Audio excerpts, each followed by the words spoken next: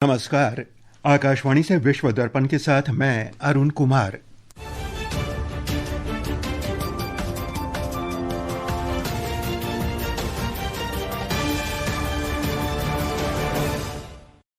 मुख्य समाचार।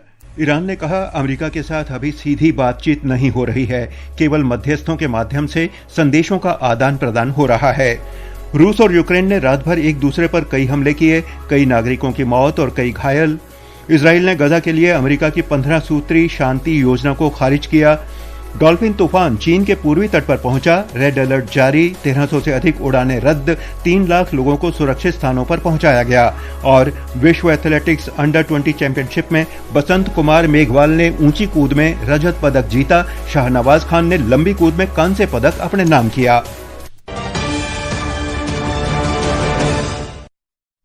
अब समाचार विस्तार से। ईरान के विदेश मंत्री सैयद अब्बास अरागची ने स्पष्ट रूप से कहा है कि अमेरिका के साथ किसी भी तरह की सीधी बातचीत नहीं हो रही, बल्कि केवल मध्यस्थों के माध्यम से संदेश भेजे जा रहे हैं। ईरान की सरकारी मीडिया के अनुसार श्री अरागची ने कहा है कि कई देश ईरान और अमेरिका के बीच बातचीत फिर शुरू करने के लिए अनुकूल स्थिति बनाने के प्रयास कर रहे हैं। उन्होंने ये भी कहा कि जब तक अमेरिका जून में दोनों पक्षों के बीच सहमति बने 14 बिंदुओं का पालन नहीं करता, तब तक ईरान अमेरिका के साथ दोबारा बातचीत नहीं करेगा। श्री अरागची ने कहा कि होर्मुज जलडमरू मध्य से यातायात प्रबंधन के लिए एक कानूनी तंत्र पर ओमान के साथ समझौता लगभग पूरा होने वाला है। हालांकि इस जलमार्ग को फिर से खोलना कुछ शर्तों के अधीन है। इसमें अमेरिका द्वारा समझौते का उल्लंघन करने पर मुआवजे का भुगतान भी शामिल है। रूस और यूक्रेन ने रात भर एक दूसरे पर हमले किए। इन हमलों में दोनों देशों के कई नागरिकों की मौत और कई घायल होने की खबर है। रूस के बेलगरोद में यूक्रेन के ड्रोन हमले में 5 लोगों की मौत हो गई और 20 से ज्यादा घायल हो गए। क्षेत्रीय अधिकारियों ने बताया है कि हमले में 29 अपार्टमेंट भवन और 5 निजी मकान क्षतिग्रस्त हो गए। यूक्रेन के खार्किव में साल्तिवस्की जिले में एक ऊंची आवासीय इमारत को रूस की मिसाइलों ने निशाना बनाया। क्षेत्रीय गवर्नर ओलेह साइनी हुबूब ने बताया कि इस हमले में 2 लोग मारे गए और 13 घायल हुए हैं। स्थानीय अधिकारियों के अनुसार काला सागर में, ओडिशा और आसपास के क्षेत्रों में दर्जनों मिसाइल और ड्रोन हमलों में 8 लोग घायल हो गए। इस बीच रूस के रक्षा मंत्रालय ने कहा है कि रात भर चले ड्रोन हमलों में यूक्रेन के खार्किव क्षेत्र में तेल डिपो तथा सैन्य आपूर्ति केंद्रों को निशाना बनाया गया है। मंत्रालय ने दावा किया कि रात भर में क्रीमिया, काला सागर और आजोव सागर के ऊपर यूक्रेन के 153 ड्रोन मार गिराए गए। विश्व दर्पण के लिए मैं वीरेंद्र कौशिक। दूसरी ओर यूक्रेन ने अमेरिका के साथ अपने पैट्रियट वायु रक्षा प्रणाली में मिसाइल इंटरसेप्टर की मासिक आपूर्ति के लिए समझौता किया है। यूक्रेन के राष्ट्रपति व्लादिमीर ज़ेलेंस्की ने बेलग्रेड में संवाददाताओं को बताया कि अमेरिका मासिक आधार पर यूक्रेन को मिसाइल इंटरसेप्टर की आपूर्ति करेगा। उन्होंने कहा कि ये देश की हवाई सुरक्षा आवश्यकताओं से अब भी कम रहेगी। राष्ट्रपति ज़ेलेंस्की का ये बयान उनकी सर्बिया की पहली यात्रा के दौरान आया है। इस यात्रा का उद्देश्य आपसी सहयोग बनाना है।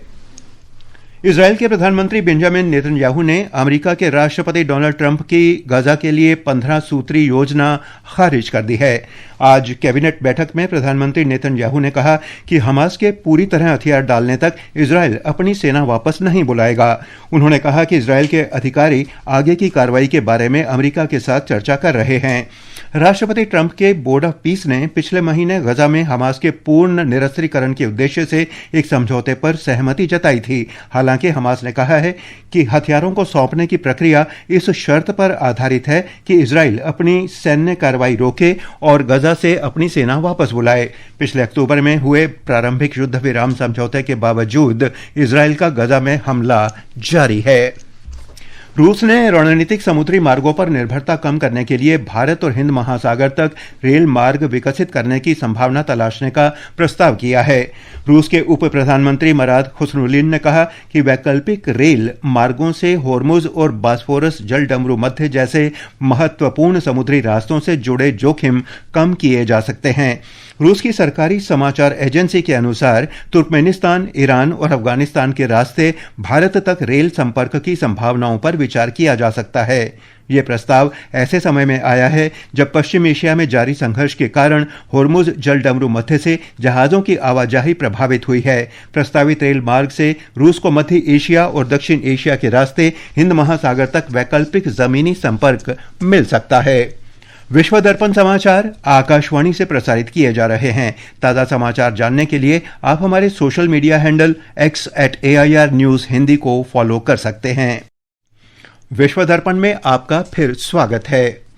जापान में आज नागासाकी पर अमेरिका के परमाणु बम हमले की 81वीं बरसी है। इस अवसर पर प्रधानमंत्री सानाए तकाइची ने परमाणु हथियारों से मुक्त दुनिया के लक्ष्य को हासिल करने के लिए यथार्थवादी और व्यावहारिक दृष्टिकोण अपनाने की अपनी नीति दोहराई।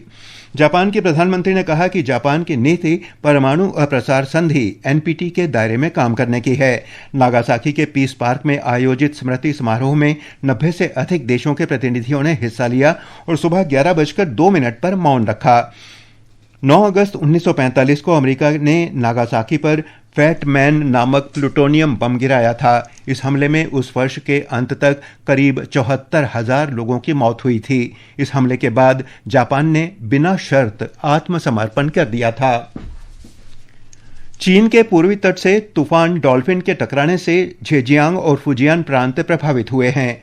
मौसम विभाग ने तूफान के कारण देश में मूसलाधार बारिश का रेड अलर्ट जारी किया है। इस बीच शंघाई के दोनों हवाई अड्डों ने 1300 से अधिक उड़ानें रद्द कर दी, जबकि आसपास के क्षेत्रों में लगभग 3 लाख लोगों को सुरक्षित स्थानों पर पहुंचाया गया है। तूफान के तट से टकराने के बाद उत्तर पश्चिम की ओर बढ़ने और धीरे धीरे कमजोर पड़ने की संभावना है। ओरेगन के यूजीन में अंडर 20 एथलेटिक्स चैंपियनशिप में बसंत कुमार मेघवाल ने पुरुषों की ऊंची कूद में सिल्वर मेडल जीतकर इतिहास रच दिया है। उन्होंने 2.21 मीटर की अपनी व्यक्तिगत सर्वश्रेष्ठ कूद की बराबरी की। इस बीच उत्तर प्रदेश के मुख्यमंत्री योगी आदित्यनाथ ने आज इसी प्रतियोगिता की पुरुष लंबी कूद स्पर्धा में कांस्य पदक विजेता शाहनवाज खान को बधाई दी है। आइए सुनते हैं नवीन की रिपोर्ट।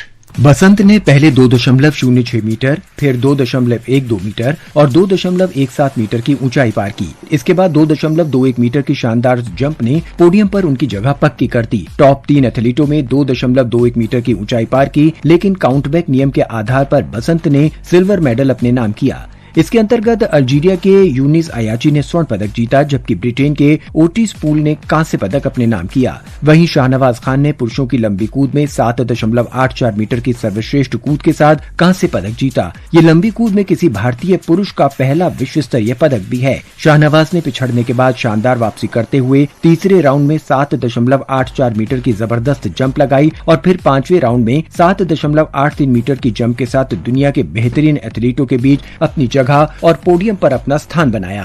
इटली के इंजोली ने 7.97 मीटर की सर्वश्रेष्ठ कूद के साथ स्वर्ण पदक जीता, जबकि ऑस्ट्रेलिया के मैक ग्रोडर ने 7.96 मीटर के साथ रजत पदक पर कब्जा जमाया।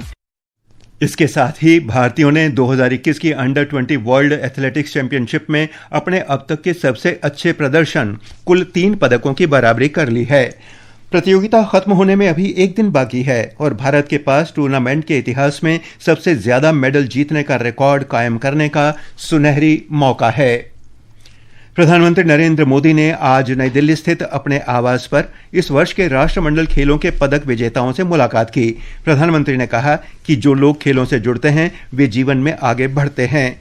उन्होंने देशवासियों से खिलाड़ियों का हमेशा उत्साह बढ़ाने की अपील की। स्कॉटलैंड के ग्लासगो में राष्ट्रमंडल खेलों में भारत 13 स्वर्ण, 17 रजत और 9 कांस्य पदक सहित कुल 39 पदक जीतकर तालिका पदक में चौथे स्थान पर है। रक्षा मंत्री राजनाथ सिंह ने कहा है कि ऑपरेशन सिंदूर ने दुनिया को यह स्पष्ट संदेश दिया है कि भारत अपने नागरिकों की सुरक्षा सुनिश्चित करने के लिए किसी भी हद तक जा सकता है। नई दिल्ली में रक्षा मंत्री ने एक कार्यक्रम में ये बात कही। अंत में मुख्य समाचार एक बार फिर। ईरान ने कहा अमेरिका के साथ अभी सीधी बातचीत नहीं हो रही है, केवल मध्यस्थों के माध्यम से संदेशों का आदान प्रदान हो रहा है। रूस और यूक्रेन ने रात भर एक दूसरे पर कई हमले किए, कई नागरिकों की मौत और कई घायल। इजराइल ने गजा के लिए अमेरिका की 15 सूत्री शांति योजना को खारिज किया। डॉल्फिन तूफान चीन के पूर्वी तट पर पहुंचा, रेड अलर्ट जारी, 1300 से अधिक उड़ानें रद्द, 3 लाख लोगों को सुरक्षित स्थानों पर पहुंचाया गया। और विश्व एथलेटिक्स अंडर 20 चैंपियनशिप में बसंत कुमार मेघवाल ने ऊंची कूद में रजत पदक जीता, शाहनवाज ने लंबी कूद में कांस्य पदक अपने नाम किया। इसके साथ ही विश्व दर्पण का ये अंक समाप्त हुआ। नमस्कार।